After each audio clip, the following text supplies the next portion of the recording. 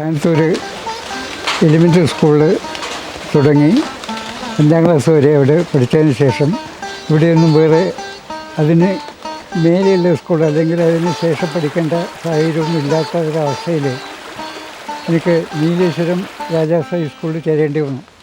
ചിത്രകലയിലുള്ള എനിക്കുള്ള അഭിനിവേശം കൊണ്ട് എന്തെന്ന് അറിയില്ല ശരിക്കും. അവിടെ എൻ്റെ ഒരു അധ്യാപകനുണ്ട്, കൃഷ്ണകുട്ട മാഷ്. അയാൾ നല്ലൊരു ആർട്ടിസ്റ്റായിരുന്നു. അയാളുടെ ക്ലാസ് രീതിയും അയാളുടെ കഴിവും എല്ലാം എന്നെ ഒരു അതിശയിപ്പിക്കുന്ന രീതിയിലായിരുന്നു.